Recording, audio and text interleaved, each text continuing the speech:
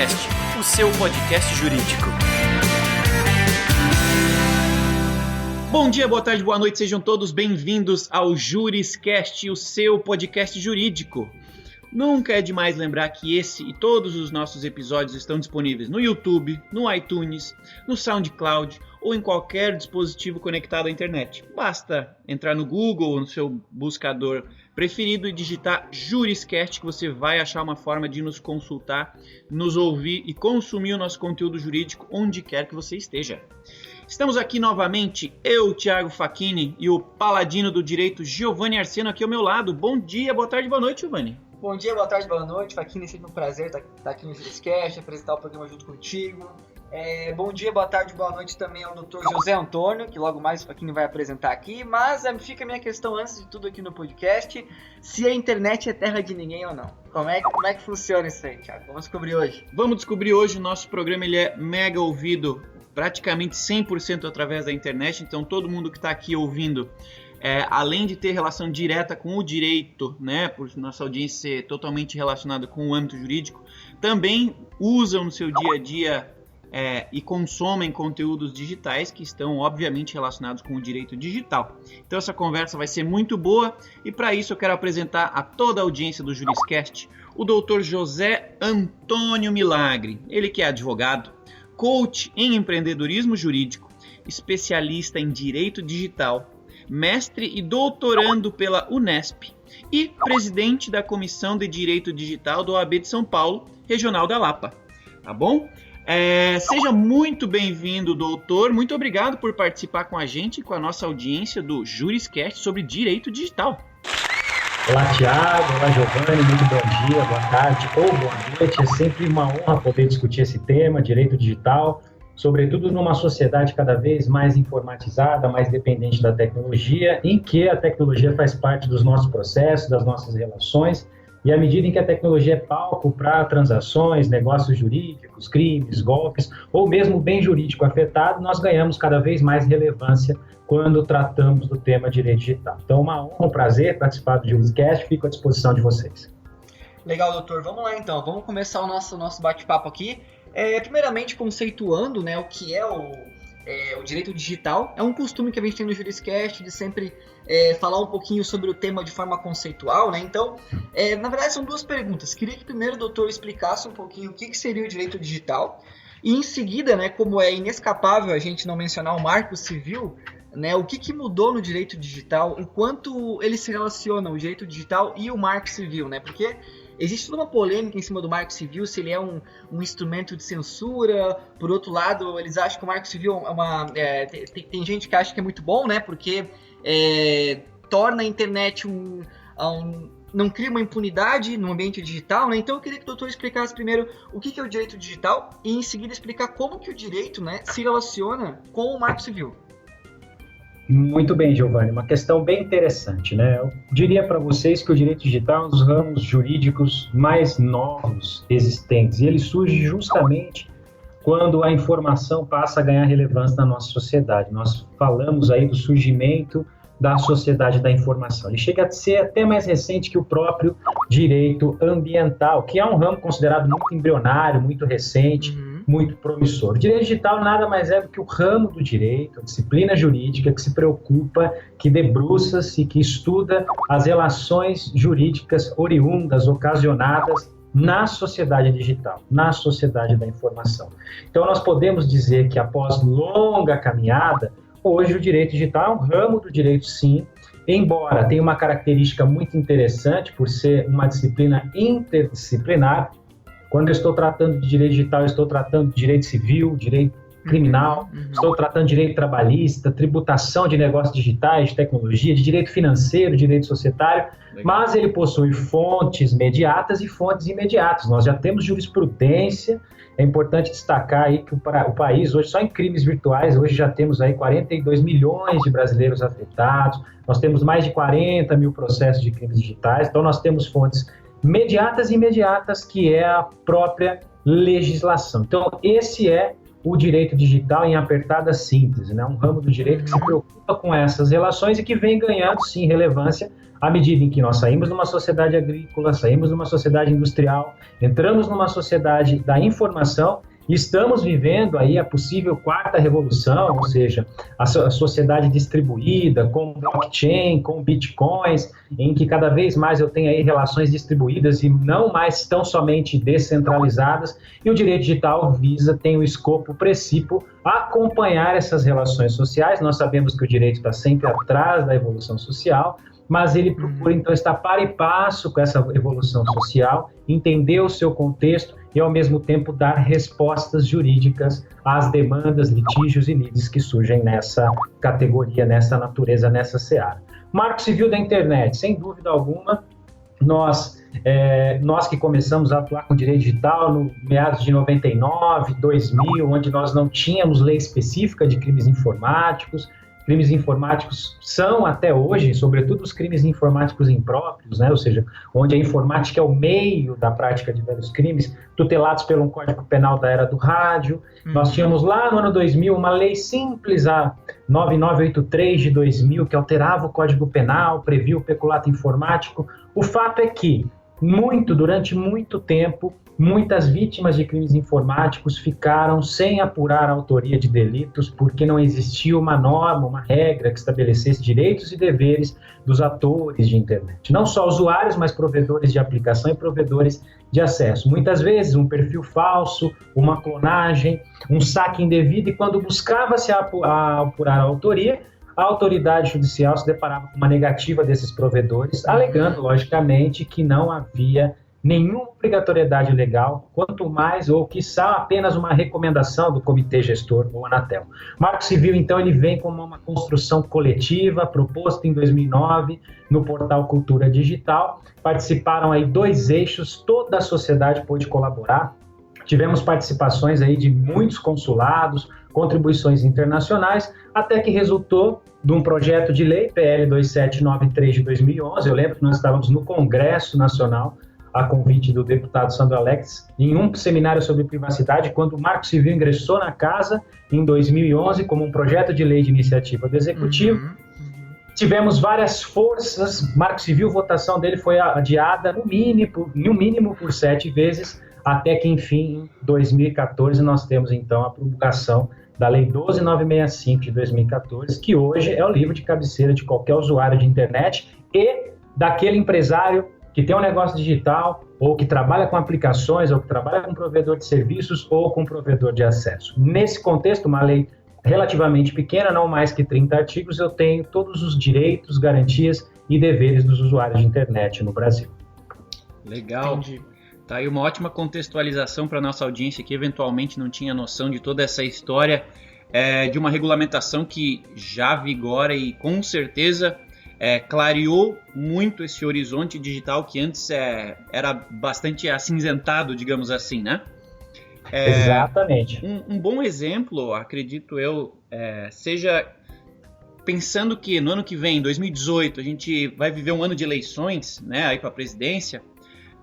Nas últimas eleições, em 2016, a gente teve relatos, né, justamente, provavelmente por essa regulamentação estar bastante recente, ou também ainda possui algumas áreas cinzentas, a gente teve aí relatos de práticas obscuras, uso de robôs para automatizar compartilhamento em redes sociais, na própria eleição dos Estados Unidos, agora, na semana passada, explodiu aí o escândalo de que a Rússia fez uma campanha de mídia através de redes sociais e de robôs para influenciar a percepção dos americanos a respeito da Hillary e positivamente do Trump. Então, a gente já vê a internet, as redes sociais, esses dispositivos digitais influenciando o nosso dia a dia, nossa opinião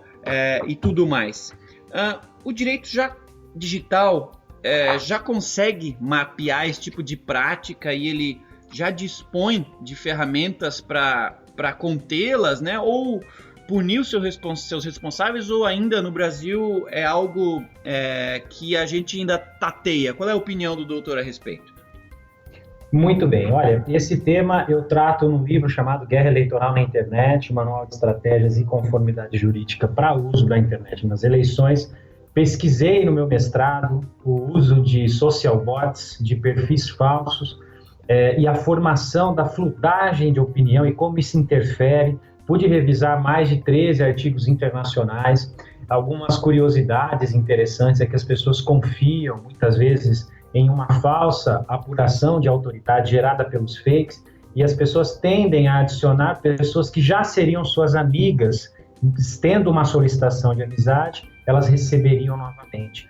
E, a partir do momento em que eu tenho uma solicitação de amizade, eu coleto uma série de informações sobre esse alvo, de forma automatizada, consigo interagir com esse alvo, inclusive fazer o que é muito comum, né? Ou seja, a calúnia, injúria, difamação, o boato, né, que tem um enquadramento jurídico controverso, e até mesmo gerar o que nós chamamos de fludagem de opinião, que é aquela sensação que você abre a rede social e todo mundo está a favor desse político para 2018, ou que todo mundo está contra esse político para 2018. Não há dúvida que a internet vem crescendo como fonte de influência e de decisão na hora do voto. Nós tínhamos algumas pesquisas, por exemplo, de 2010, em que a internet saltou de último meio para segundo meio mais influente na hora de decisão sobre o voto, só perdia para a TV, pesquisa Ibope. Cada vez mais a internet já vem sendo considerada. A última pesquisa que eu tive conhecimento, acredito que do Datafolha, era mais de 50% dos entrevistados consideravam a internet com forte peso na hora de influência do voto. E principalmente a internet ganhando mais relevância que a própria família e os amigos na hora de decisão sobre o voto. E pensando justamente nesse sentido, é que surgem as guerrilhas eletrônicas, e eu me dediquei a estudar as guerrilhas eletrônicas nesse livro. Também tem um livro, Marco Civil da Internet, que legal, pela editora Saraiva, aliás, uma honra poder escrever junto com o professor Damásio de Jesus. E o Guerra Eleitoral eu dediquei para estudar essas guerrilhas, e essas guerrilhas elas podem alterar o resultado de uma eleição. Nós temos cada vez mais, sobretudo a geração Z, que vota em 2018. Essa geração é altamente influenciada pelas consignações, pelos registros em redes sociais. Daí porque a internet será palco de batalha, sobretudo numa eleição onde eu estou trabalhando com deputado, com governador, em que não há a possibilidade daquele contato mais tete-a-tete, mais contato pessoal. A legislação já está atualizada, a lei autoral, a lei 9.504 de 97, sofreu profundas alterações em 2009, as resoluções do TSE também complementam, e sabe-se que espalhar boatos, inverdades, fakes, todas essas situações já são previstas e podem ensejar aí uma responsabilização não só dos autores, se identificados, mas se comprovado o conhecimento do mandante ou candidato beneficiário. Não é incomum candidatos formarem QGs de guerrilhas cibernéticas e partidos e começarem a ativar os seus bots em redes sociais. As redes sociais tentam filtrar os bots, mas é fato que hoje, por exemplo, no Facebook, o debate político se tornou inócuo porque muitas vezes as pessoas estão discutindo ou comentando postagens de um robô. E isso é crime. Aliás, a legislação eleitoral foi alterada em 2009 e existe hoje a prática de um crime, que é a contratação de pessoas para espalhar inverdades, boatos, difamações, calúnias, de modo a minar a reputação de um candidato. Essas pessoas, se identificadas, elas vão responder por crime eleitoral, não tão somente uma multa por propaganda antecipada negativa, mas crime eleitoral. Então é importante destacar que a lei já está atualizada, o desafio é apurar a autoria desses bots identificando. E para isso eu preciso da cooperação de provedores de aplicação, Facebook, Instagram, Twitter, e preciso da cooperação dos provedores de acesso. E quando eu falo em cooperação, eu me valho do Marco Civil da Internet, que prevê que os provedores de aplicação devem guardar os registros por 6 meses e os provedores de acesso por 1 ano. É essa dobradinha, lei eleitoral, com o Marco Civil da Internet, que permite hoje uma coligação, um partido ou candidato, apurar a autoria de uma difamação, de uma inverdade e responsabilizar esse autor ou grupo de pessoas que foram contratadas para essa finalidade. Olha, doutor, eu acho que eu tenho a impressão de que o doutor já respondeu a minha pergunta, mas mesmo assim eu vou fazer, porque ela traz uma perspectiva um pouquinho diferente, assim, né? A gente estava falando até agora dos bots, né, na questão eleitoral, e E agora eu gostaria de falar um pouquinho sobre a fake news, né? Que também é outro dispositivo de calúnia, difamação, distorção de informação, né? Que às vezes são aparelhados por algum interesse político por trás e tudo mais, né? Eu, como jornalista, também assim, um jornalista falando para um advogado, isso são dois denominadores comuns do que uma fake news pode perturbar, né? Porque eu, como jornalista, tenho uma série de critérios de noticiabilidade, uma série de metodologias que eu tenho que levar a sério no momento de bolar uma notícia, e esse pessoal, né, que lança fake news não tem nada disso, né? É simplesmente pelo viral, enfim, para escandalizar alguma coisa, né? O que eu gostaria de saber do doutor, embora, como eu já disse, talvez eu tenha a impressão de que o doutor tenha respondido a pergunta já, é se já existe alguma ferramenta legal para identificar o tipo de uma notícia criada caluniosa, né? Porque o jornalismo ele tem algumas ferramentas, como o fact-checking, né?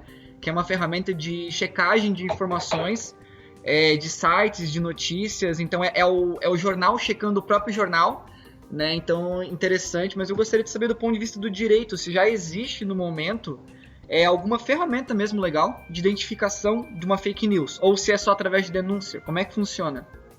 Você vê que interessante, nós temos dados aí que nas eleições, na questão do impeachment, nós tivemos aí mais de 20% das postagens do Twitter eram fakes. Uhum. Nós tivemos especificamente também em relação à eleição do Trump, uma questão envolvendo os fake news. E hoje o grande desafio que se debruça na academia, aliás, temos uma pesquisa recente que surgiu agora, da Diretoria de Análise de Políticas Públicas da FGV, que tem um grupo de pesquisa sobre robôs, redes sociais e política, e demonstrando mais uma vez que as redes sociais vão ser um campo de batalha e os robôs eles são utilizados para multiplicar mensagens na internet e terão presença significativa. O fato é que hoje, ainda, o cidadão, o usuário de internet no Brasil, nós temos uma pesquisa de Bop Mídias, aí, considerando o Facebook uma das principais fontes de informação do cidadão, até mesmo superando portais tradicionais, ele está à mercê de fake news e não é lhe dado muitos instrumentos para apurar especificamente a autoria, a idoneidade, a credibilidade, a integridade. Já pesquisei a respeito de algumas aplicações, como, por exemplo, que checariam a fonte, checariam os comentários, checariam notícias similares, tentaria fazer uma semântica, mas são todas ainda um projeto de pesquisa, um protótipo, nada aplicável em si. Alguns aplicativos, o pessoal da imprensa tem algumas ferramentas, né, como o fact-check, dentre outras ferramentas que nós temos, mas especificamente o cidadão ele está à mercê. Então é muito importante que diante desse cenário que haja um critério, que se verifique a procedência, que blog é esse, se há um registro, se está no domain by proxy, se tem uma identidade, se tem um grupo de imprensa, se essa notícia foi confirmada por outros veículos. É muito importante ver essa questão falsonômica, ou seja, até a questão dos comentários. São alguns critérios assim que o usuário hoje pode ter sem ter que se valer de ferramentas para evitar o compartilhamento. Nós sabemos que isso tem influência, não adianta discutir com bot, e principalmente aquele que leva à frente essa informação, que compartilha, ele pode vir a ser responsabilizado. Nós temos condenações na Justiça Paulista por curtida, né? O que dizer por compartilhamento? Nós também temos condenações por compartilhamento, à medida em que você potencializa a ofensa, potencializa um fato inverídico. Não digo que isso possa ser a regra, mas existe. Então é muito necessário que haja bom senso. Hoje, né, quando nós falamos de ambientes descentralizados de notícia, né, Chris Anderson falou muito bem do long tail. Antes eu tinha um ambiente centralizado, somente as grandes mídias. De repente eu passo para um ambiente de muitos pequenos e não poucos grandes, a cauda longa. E esses poucos descentralizam, eu democratizo a notícia. Por outro lado, eu entro numa questão envolvendo integridade, responsabilidade, credibilidade, que muitas vezes que é conferida a veículos tradicionais, mas que não são. Então, a tendência é que cada vez mais, infelizmente, haja o descrédito dessas informações de redes sociais e os veículos tradicionais continuam tendo o seu papel enquanto não se empoderam ou não se dá meios ao cidadão para descobrir e apurar essa autoria. O fato é que nem todos que estão lançados no dilúvio informacional, milhões de usuários do Brasil, têm critérios ou entende a questão da fonte, ou tem uma educação digital que lhe permita fazer esse juízo, e continuarão acreditando, continuarão fazendo compartilhamentos. Daí porque cabe àqueles às quais as notícias, as informações são, de certo modo, prejudiciais, que tomem as medidas, não só com uma central de boatos, isso é muito importante em eleição, mas principalmente que tenha um time que permita monitorar e utilizando os instrumentos, as ferramentas legais que nós temos para identificar esse conteúdo ofensivo, muitas vezes amparado pela falsa sensação do anonimato, para remover isso o mais rápido possível, identificando os usuários, identificando quem está por trás desses códigos, quem está por trás desse QG. Percebam, vou deixar bem claro, eu não estou falando aqui de notes and takedown, eu não estou falando aqui de uma tentativa que se tentou fazer na aprovação da reforma eleitoral de inserir uma disposição na calada da noite que permitiria aos políticos, que não devem ter, telhado de vidro, devem ser mais sensíveis à crítica, para removerem conteúdos mediante mera notificação, de forma alguma. Todos os casos que eu cito aqui são diante de uma possível difamação, injúria, calúnia, que se busca o judiciário. Todo e qualquer conteúdo, com exceção de vingança pornô, hoje no Brasil, pelo Marco Civil, só pode ser removido após passar pelo crivo de um juiz de direito, que poderá entender que houve sim um excesso, além da liberdade de expressão, mas houve uma difamação, solicitando então, requerendo, determinando a remoção desse conteúdo. Legal, doutor. Mega esclarecedor. Acredito que a população em geral que tem acompanhado o nosso Juriscast tenha esclarecido algumas dúvidas aqui com os teus complementos. Show de bola. Extrapolando um pouquinho aí essa discussão da fake news e dos comentários em redes sociais, que a gente acabou focando nesse momento, eu queria ir um pouquinho além disso. E a gente, enquanto ProJuris, a nossa empresa é responsável pelo desenvolvimento de um software jurídico para grandes empresas e para milhares de escritórios de advocacia em todo o Brasil. Então, a segurança de dados, segurança da informação que é salva e que transita pelo nosso software é uma preocupação primária aqui no ProJuris. Porém, para o advogado que não é especialista nessa cadeira e para o estudante que está querendo se especializar no assunto e até para o cidadão que está ouvindo esse nosso Juriscast, qual seria o procedimento ideal para denunciar um crime digital? Começar já procurando um advogado? É comum as pessoas procurarem por esse tipo de denúncia? E como que as pessoas podem fazer para se sentirem mais seguras na internet, seja em compras, seja na utilização de um software? Existe algum seguro que proteja a pessoa digitalmente, falando assim, e quando ela se sentir lesada ou sentir que algo não está certo, ela procura um advogado especialista? Qual que é o procedimento que o doutor, como especialista, recomenda que as pessoas sigam em casos de qualquer tipo de desconfiança aí digital? Muito legal. Especificamente para advogados, eu tenho aproximadamente 100 e poucos mentoreandos aí que trabalham essa questão da inovação. Eu sempre digo, segurança da informação é um tripé: integridade, disponibilidade, confidencialidade. Você lida com processos, você lida com dados de terceiros, você tem que tomar muito cuidado, Hoje, com a era do processo eletrônico e com mais de 40 sistemas distintos rodando no Brasil, não é difícil a um criminoso digital, infelizmente, ter acesso a informações pessoais, como documentos, como olerites, quebra de sigilo financeiro, e usar esses documentos para fraudar, criar uma conta, comprar um produto, fazer um cadastro, alugar um imóvel e assim por diante. Então, o advogado hoje tem que ter um olhar nesse software, sobretudo quando é na nuvem, cloud, com foco na segurança e principalmente disponibilidade. Você ter acesso aos seus autos digitais, independentemente dos sites dos tribunais, que nós sabemos constantemente se tornam indisponíveis, em que pese a devolução do prazo, nós não podemos confiar. Ficar muito atento, o sistema de login robusto, eventualmente criptografia, são alguns pontos que nós recomendamos para advogados.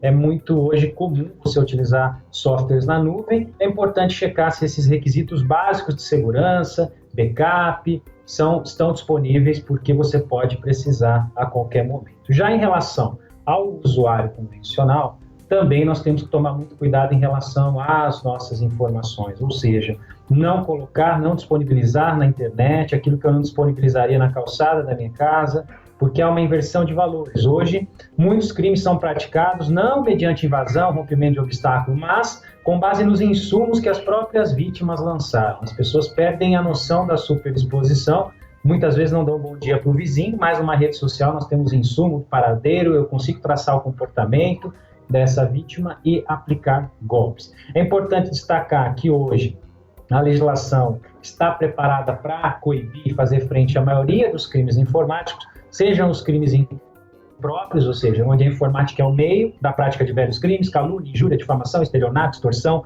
furto mediante fraude, extorsão principalmente. Nós estamos vivendo muitos casos de ransomware, em que o sujeito criptografa os seus dados e exige um resgate, normalmente em Bitcoin, porque a estrutura que suporta o Bitcoin, a blockchain, ela, de certo modo, não identifica esse usuário, é mais difícil apurar a autoria, ou seja, os crimes puros, como invasão do dispositivo informático. É importante destacar que a proteção aos dados, a incolumidade dos dados, hoje é protegida pela Lei 12.737 de 2012, a Lei Carolina Dickmann, ok? Também é uma lei que protege o cidadão da invasão de dados, da invasão das suas redes sociais, da invasão de qualquer dispositivo, lembrando que esteja protegido por mecanismos de segurança. Então, o Brasil hoje realmente é alarmante os dados de crimes informáticos. Nós temos aí 42 milhões de brasileiros afetados, quinto no mundo em fraudes digitais. Em 2015, mais de 16 milhões em fraudes digitais. Nós temos, em média, 54 crimes virtuais por minuto, crescimento aí de 274 número de ataques cibernéticos. Então, são apenas alguns dados que demonstram hoje como o crime digital é considerado no Brasil, chegando ao Supremo Tribunal Federal a reconhecer o crime organizado digital. A Polícia Federal já chegou a dizer que o crime eletrônico rende mais do que o tráfico de drogas. Então, é importante que todos saibamos preservar os nossos ativos e, diante de um crime informático, como proceder e como agir. Primeiramente, preservar o conteúdo, salvar, registrar. A legislação diz que todos os meios de prova, bem como os moralmente legítimos, são aptos a provar a veracidade de um fato. Então, basta um print, basta salvar um HTML, ou mesmo uma ata notarial. É muito importante, porque diante da volatilidade da internet, uma ofensa, uma calúnia, um fake, uma vingança pornô, esse conteúdo pode sair do ar a qualquer momento, e um tabelião de notas pode atestar por fé pública que viu esse conteúdo. Primeiro passo, preservar a evidência. Segundo passo, buscar o apoio de um especialista. Se você mora em uma cidade que tem delegacia especializada, busque uma delegacia especializada ou um advogado especializado em direito digital que irá adotar as medidas de identificação da autoria e, em sendo o caso, ressarcimento dos valores fraudados ou mesmo reparação pelos danos causados diante de um crime contra a honra, de uma extorsão, ou mesmo um crime muito comum que é a vingança pornô, a publicação de intimidade nas redes e assim por diante. Esses são os passos básicos que nós temos hoje para preservar, apurar a autoria e responsabilizar aquele que pratica um crime digital. Doutor, só uma apêndice aqui à pergunta que foi feita, a questão desses crimes de difamação na internet, né? Por exemplo, o doutor falou do rito que a pessoa tem que passar, tem que buscar um especialista e tudo mais. No entanto, se tratando de conteúdo, às vezes, difamatório ou até de pornô de vingança, como o doutor mencionou, que tem um estrago muito grande, muito rápido, existe alguma plataforma digital da Polícia Federal, alguma coisa assim que faça com que o conteúdo seja rapidamente retirado do ar, ou a denúncia, sei lá, alguma coisa nesse sentido? Ou a pessoa tem que passar pelo rito mesmo? Excelente pergunta, tá? Infelizmente, alguns provedores de serviço estão presentes no Brasil para ganhar dinheiro, mas ainda não estão presentes para cooperar com as autoridades na apuração de crimes. Eu participei também a convite do Congresso, da CPI do Cybercrime, onde pude expor especificamente melhorias que nós precisamos para estar mais próximo do crime digital, chegar mais rápido ao crime digital. Hoje, infelizmente, uma menor, uma jovem de 14 anos que tem lá a exposição de pornografia infantil do seu conteúdo rodando pelo WhatsApp, pode conviver eternamente com essa informação. Normalmente os pais chegam no escritório, olha, eu quero que você remova minha filha da internet. E você tem que ser bem claro para ele, olha, os netos dela vão ver ela na internet. Porque hoje nós não temos garantias. Muitos provedores, nós verificamos aí vários bloqueios determinados pela justiça a aplicativos que saem do ar, prisão civil dos diretores, e muitos desses provedores descumprem o Marco Civil e ainda não fornecem esses dados. Recentemente tivemos uma jovem que foi assassinada em um grupo de caronas de um aplicativo muito popular no Brasil. Esse criminoso só foi identificado pelas câmeras do pedágio, porque se dependesse da aplicação para fornecer os registros de IP, os registros de acesso à aplicação, que levassem até esse cidadão que ofereceu ou que pediu uma carona, certamente estaria até hoje sem ter esses dados. E que não se argumente, mas olha, esse aplicativo guarda o telefone. Olha, senhores, hoje eu posso comprar um chip ali na esquina, no nome do João da padaria, e me conectar nessa rede e pedir carona. Eu preciso dos registros. Infelizmente, a cooperação é muito pouca hoje. Nós já tivemos alguns termos de ajustamento de conduta no passado, para Orkut. Algumas ferramentas já cooperam com a justiça brasileira. Aliás, o Brasil é um dos países que mais entra com pedidos de identificação e remoção de conteúdo, segundo alguns.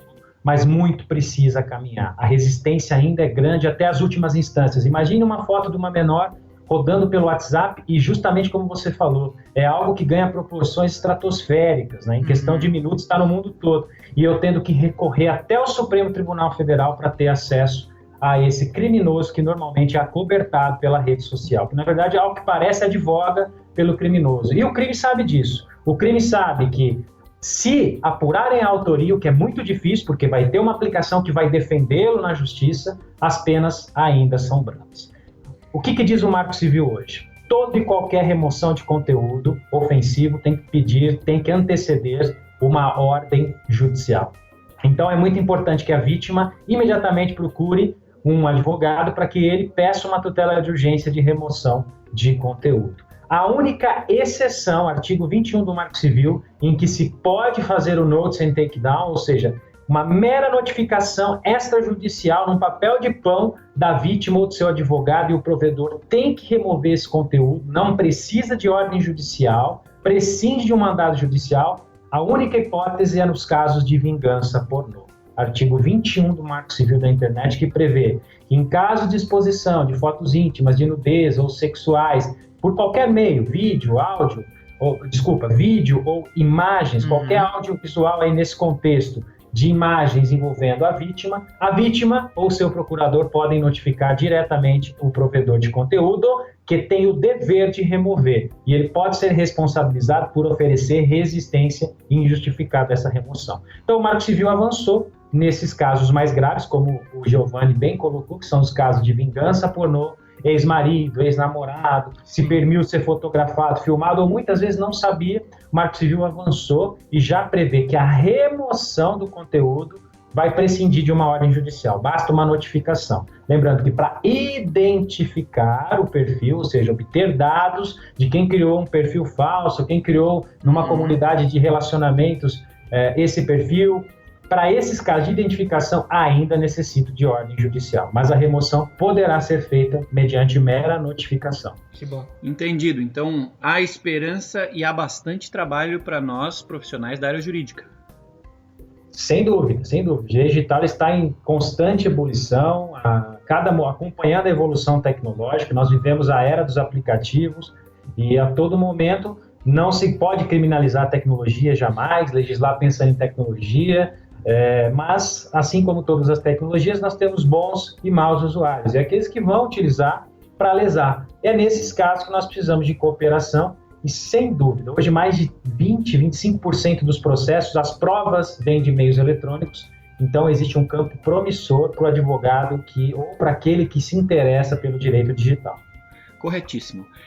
Voltando num ponto que acabou passando meio batido, mas que eu particularmente tenho um interesse relevante, como citei anteriormente, nós aqui no ProJuris atendemos milhares de escritórios e empresas em todo o Brasil. E a gente percebe, né, nos diretores jurídicos, nos gestores de TI, uma preocupação grande com a segurança digital de seus dados, né? E para essas pessoas que obviamente se preocupam com os seus ativos digitais corporativos, digamos assim, qual a principal recomendação que o doutor recomenda, né, para empresas? Como se prevenir, né, do ransomware que o doutor acabou citando, né? Como se prevenir desses sequestros de sistemas, se prevenir de invasores dentro de uma corporação, né? Quais as principais ações que alguém responsável por informação relevante dentro de uma empresa precisa tomar cuidado? Excelente pergunta, excelente ponto. É importante sempre discutir isso. Poucos profissionais ainda atentam para a relevância, mas a notícia animadora é que muitos escritórios já vêm buscando uma conformidade, até por exigências de clientes, até por exigência de mercado e como diferencial. Eu sempre digo que a inovação hoje ela é essencial. A advocacia está sendo transformada profundamente. Nós temos aí relatórios da Ernst Young, por exemplo, que em 8 anos, né, nós teremos aí uma disrupção total no mercado da advocacia. A McKinsey falando em 23% das atividades da advocacia informatizadas. A inteligência artificial também, em 8 anos, impactando grandemente esse mercado. 60% das profissões que hoje existem podem se tornar obsoletas em 8 anos. E a advocacia não é diferente, né? Nós temos hoje inovação na área de inteligência artificial, peticionamento, gestão de processos, armazenamento de processos, controle processual, jurimetria, dentre outras áreas. E cabe ao advogado ou resistir, ficar resistindo, ficar ortodoxo, não conhecer essas novas tecnologias, ou cabe a ele explorar, conhecer essas tecnologias e se destacar da multidão, explorando maravilhosas oportunidades. E o cliente espera isso hoje, o cliente espera um ambiente de inovação, um ambiente em que ele pode acompanhar o seu processo, um ambiente de segurança, um ambiente em que seus dados estão protegidos, em que ele tem realmente a sensação de que está tendo um ótimo atendimento, e isso imprescinde, isso passa necessariamente pelo software de gestão processual. Então, basicamente hoje, um escritório que lida com dados de clientes, que lida com situações, com documentos críticos, sensíveis, precisa estar atento à disponibilidade, integridade e confidencialidade. Integridade, garantir que meu dado não está sendo alterado. Disponibilidade, meu cliente quer consultar, quer ter acesso, eu preciso tornar isso disponível. Alguns escritórios até fazendo SLA com o cliente. E, principalmente, confidencialidade, garantir que aquela informação está restrita a quem dela deva ter acesso. Tribunal, juiz e partes, nada mais que isso. Em relação a isso, para a proteção, eu tenho várias medidas, né? Desde um sistema robusto que garante aí um armazenamento seguro, autenticação. Infelizmente, tem crescido aí nos escritórios que nós mentoreamos problemas entre sócios, furto de informação, alguém que era ex-sócio, levou informação, copiou, e o sistema precisa me dar esses logs. Então, eu preciso ter um bom firewall, eu preciso ter um sistema atualizado com patches de segurança, mas não há segurança que resista à engenharia social, ao uso indevido de credenciais. E aí entra o sistema com a sua garantia de autenticação, de logs, e principalmente, quando eu falo de ransomware, eu falo de backup, né? Muitas pessoas, muitos escritórios poderiam ter economizado diversos bitcoins, o bitcoin chegando a 19 mil reais, se tivessem uma estrutura de backup constante, pelo menos dos seus processos, dos seus dados, do seu GED e assim por diante. Não dá. Hoje, quando um escritório é vítima de ransomware, ele nos procura, nós damos 2 alternativas para eles. Ou paga o resgate, ou você espera um antídoto, espera uma chave, uma quebra para essa variante de ransomware. Nós temos algumas variantes de ransomware que é possível reversão. A grande maioria não é. Ou a alternativa que seria viável, um bom backup. Então, o que se espera de um sistema é isso, que ele esteja disponível, íntegro, que ele audite as suas atividades, que existam permissões, nem todo usuário precisa efetivamente ter permissão a tudo no sistema, nós temos aí as hierarquias, que tenha uma boa política de backup e que tenha toda uma infraestrutura de segurança, de hospedagem, que garanta aí o mínimo de requisitos de segurança da informação. Com essas medidas, não estou aqui reinventando a roda, nem onerando o escritório, nós conseguimos, sem dúvida alguma, prestar um serviço eficiente, nos destacar, e isso vai ser revertido em mais e melhores clientes. Ufa, a gente respira aliviado aqui que tudo que o doutor citou já está incluso no ProJuris. Agora fizemos nosso dever de casa. Bacana, isso aí. E é só agora, aproveitando que o doutor mencionou a inteligência artificial, né? E falando mais um pouquinho também de uma novidade do ProJuris aí que a gente está... Vai até ter um evento agora, dia 21 de novembro. Você que está ouvindo o podcast deve estar pertinho já, deve estar bem... Deve estar quase no dia aí, é um evento exclusivo para clientes nossos, onde a gente vai apresentar uma nova solução de inteligência artificial do ProJuris aqui, que é um chatbot jurídico desenvolvido para departamento jurídico. Eu acho que é o primeiro do mercado, né? Mas, doutor, eu queria que o doutor se aprofundasse um pouquinho em inteligência artificial para contar um pouco para nós da expectativa da comunidade jurídica, que o doutor está mais próximo, e principalmente do direito digital, né? Porque eu acho que o direito digital já é uma vitória, que a gente conquistou, né? E daqui para frente vai se aprofundar mais, vai se especializar mais. E eu imagino que a inteligência artificial está vindo já nessa leitura do direito digital, né? Essa questão de parâmetros, de limites. Eu queria que o doutor conversasse um pouquinho com a gente aí, falasse um pouquinho dessa relação entre inteligência artificial e o direito digital. Muito bem. Em relação à inteligência artificial, nós falamos, aliás, muito sobre direito na tecnologia, mas é muito importante que nós hoje, que o advogado, que o jovem advogado, ou advogado de carreira, ou o departamento jurídico, conheça a tecnologia no direito. Durante muitos anos, o advogado foi escravo da burocracia. A tecnologia está chegando com uma força que permite ao advogado ter qualidade de vida, focar em tese, focar em cliente, focar em desenvolvimento pessoal e não ficar trabalhando com a burocracia. Nós temos um exemplo grande, né, de uma grande inteligência artificial, de uma grande empresa que hoje automatiza rotinas básicas nos Estados Unidos de advogados, como pesquisa e assim por diante. A inteligência artificial ela vai atualizar e ela vai atuar precisamente em grande parte das atividades jurídicas, sobretudo as burocráticas. Sistemas hoje como o Watson, por exemplo, a base aí que permite que eu consiga coletar informações de uma peça, sugerir uma defesa, ou coletar um caso especificamente e sugerir um melhor advogado, e já automatizar a redação dessa peça. Hoje, no Brasil, nós falamos muito do peticionamento eletrônico, nós temos PJE, Projude, ESAGE, SISDOC, EPROC. O advogado hoje tem que ser técnico de informática, formatação, tamanho, muitas vezes fazendo aí a desatualização do seu sistema para que funcione, WebSigner, Java. E quando você trabalha uma inteligência artificial que coleta os seus documentos, formata de acordo com o tribunal e peticiona isso para você, sem dúvida alguma você está trabalhando aí com desempenho, com ganho, economizando custos tremendos que hoje são dedicados por estagiários, por advogados. Estagiário não foi criado para fazer rotina burocrática, não foi criado para ficar fazendo recorte e cola, não foi criado, não é concebido para ficar peticionando, mas para aprender com o seu contexto. Então é muito importante que a gente sempre fala isso, porque o advogado fala, não, continuem falando de tecnologia, que daqui a pouco a tecnologia faz. Pelo contrário, a tecnologia não vem para tirar o papel do advogado. A tecnologia vem para potencializar o advogado, permitir que ele seja mais eficiente, distinto,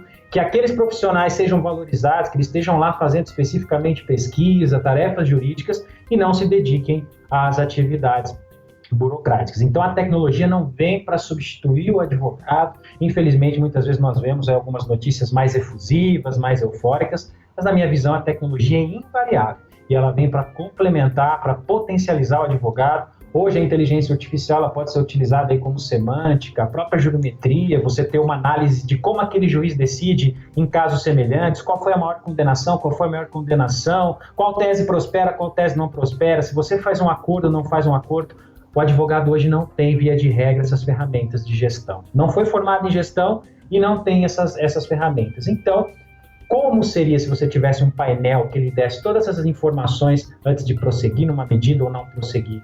Isso é muito relevante e isso já vem sendo produzido no Brasil. Logo, a minha conclusão é que a inteligência artificial é uma das tecnologias emergentes, não são todas, vai impactar profundamente na advocacia e cabe ao advogado correr, se atualizar para que ele continue explorando a tecnologia e isso vai lhe dar um diferencial dessa multidão de 1.200.000 profissionais que nós temos hoje. Nós sabemos alguns conservadores e no ramo do direito existe um conservadorismo maior, mas infelizmente, como a disrupção está acontecendo não só no mercado jurídico, mas de finanças, de seguro, de educação, esses que continuam lutando, né, o próprio, falando um pouquinho de direito digital aqui, o Lawrence Lessig fala muito isso, a disrupção ela vem para tornar um serviço muito mais barato e mais rápido. E as tentativas daqueles conservadores são legislar sobre isso, tornar isso oneroso ou tornar isso ilegal. Então nós teremos algumas resistências, né? Como nós temos com o Uber, por exemplo, nós teremos algumas resistências, mas nós sabemos que não dá para lutar com a disrupção. O advogado que não se atualizar nessa nova forma, nessa nova seara,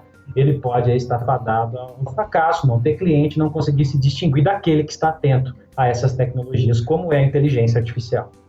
Legal que a gente tem a mesma visão de copo cheio aqui, a gente vê com otimismo esse futuro que na nossa visão, já está sendo vivido, né? Não é algo para daqui a 2, 3, 5 anos. Sim. A gente já está vivendo pedaços desse futuro tão promissor.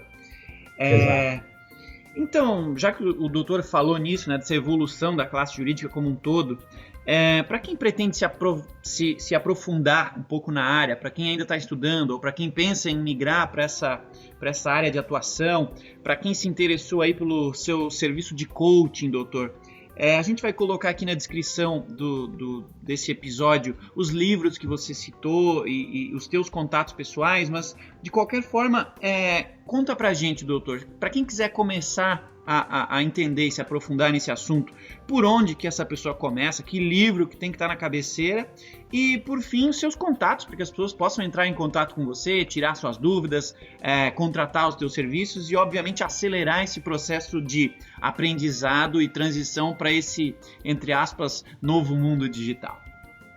Muito legal. Eu costumo dizer sempre aos meus coaches que hoje o advogado ele precisa saber mais do que simplesmente conhecimento jurídico.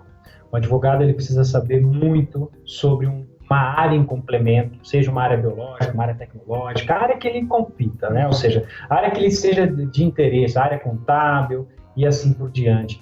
Nós estamos passando por uma revolução na advocacia e essa revolução vai gerar estruturas menores de advogados, aquelas estruturas suntuosas, elas tendem a cair. Nós vamos gerar uma reforma na educação jurídica. Hoje já se fala em direito digital, já se fala em informática jurídica, gestão, marketing jurídico, conhecimentos que até então o advogado não tinha. Então o advogado se forma, conhece toda a lei, não consegue passar honorários ou cobrar honorários. E o terceiro item que nós vamos mudar é o advogado começar a representar o seu cliente fora do judiciário. Isso pode soar estranho, mas sim, hoje nós temos uma série de plataformas de arbitragem, de composição de litígios, formas extrajudiciais, e isso vai acontecer. E aquele que dominar essas ferramentas, sem dúvida alguma, já se distancia e muito da multidão. Em relação ao direito digital, eu recomendo os livros. Eu tenho o Marco Civil da Internet e o Manual de Crimes Informáticos, 2 livros pela editora Saraiva. É muito importante deixar claro que você não precisa ter uma formação em tecnologia, como eu tive, mas você conhecer, pesquisar sobre tecnologia, ter uma aptidão sobre esses temas, conhecer, gostar desses temas, isso é muito relevante para você começar a trabalhar. Hoje você lida desde uma simples invasão de dispositivo informático até uma questão litigiosa envolvendo, por exemplo, uma pirâmide financeira em Bitcoin, que tem aí lesado muitas pessoas, e como montar uma ICO e assim por diante. Então é um ramo muito desafiador, a todo momento você está lidando com novas tecnologias. Então busque literatura especializada, de preferência uma pós-graduação. Você tem hoje pós-graduações de referência. Eu coordeno 2 pós-graduações da ESB em Brasília, uma de computação forense e outra de direito digital. Também depois posso deixar esses contatos para vocês. Mas, caso você não consiga ou não queira fazer uma pós-graduação nesse momento, nós temos vários cursos de extensão muito legais, que hoje são disponíveis aí de 40 horas, que te permitem dar uma abordagem legal para poder trabalhar e oferecer os seus serviços na área de direito digital e das startups. Eu, nessa área de empreendedorismo e inovação jurídica, a minha missão é tornar escritórios distintos por meio do mar de estratégias digitais e inovação. Então, estou sempre buscando inovação na Legaltech, em outras feiras, para tratar. E eu tenho um canal, José Milagre, onde eu trato semanalmente vídeos semanais sobre empreendedorismo, inovação e mentalidade para advocacia e consultores, profissionais liberais. Então, youtube.com, José Milagre, aquele que se interessar. O meu site também, onde eu coloco textos, né, blog, conteúdo, produzo muito conteúdo, é o josemilagre.com.br e, logicamente, né, vou fazer o jabá aqui, quem se interessar, o site do escritório é www.direitodigital.tv.br. No Facebook também, José Milagre, eu fico sempre à disposição, você sendo um escritório já constituído, um departamento, nós temos muita procura de departamentos de grandes escritórios, olha, queremos aí inaugurar essa área, queremos trabalhar nesse foco. Como nós vamos trabalhar? Ou outra, olha, eu quero conhecer as ferramentas digitais, como eu posso colocar a inovação aqui como um diferencial de negócio para o meu cliente. Então, independentemente de você ser pequeno ou grande, nós temos conteúdos aí relevantes, muitos conteúdos gratuitos, fiquem atentos aí aos nossos congressos online também, que nós podemos ajudar profissionais do direito, estudantes que estão aí já buscando OAB, até mesmo escritórios consolidados, a não só trabalharem com direito na tecnologia, mas colocarem a tecnologia no direito. A tecnologia no direito repito, é essencial para a sua distinção nessa multidão de profissionais que são formadas anualmente. Show de bola! Então, muito obrigado a toda a nossa audiência que nos acompanhou até agora. Muito obrigado, Giovanni, pela companhia e pelas ótimas perguntas. E muito obrigado, Dr. José Antônio. Foi um prazer ter você aqui com a gente. Foi mega esclarecedor. Tenho certeza que a nossa audiência também passou esses minutinhos aqui com a gente, tendo uma percepção muito positiva a respeito do seu conhecimento e sobre essa temática tão curiosa e tão atual. Lembrem-se todos que todos os episódios, inclusive este do Juriscast, estão novamente, repito, disponíveis no YouTube, no iTunes, no SoundCloud, em qualquer dispositivo com internet você consegue encontrar o Juriscast, o seu podcast jurídico. Então a todos tenham um bom dia, uma boa tarde, boa noite e até o próximo Juriscast, o seu podcast jurídico.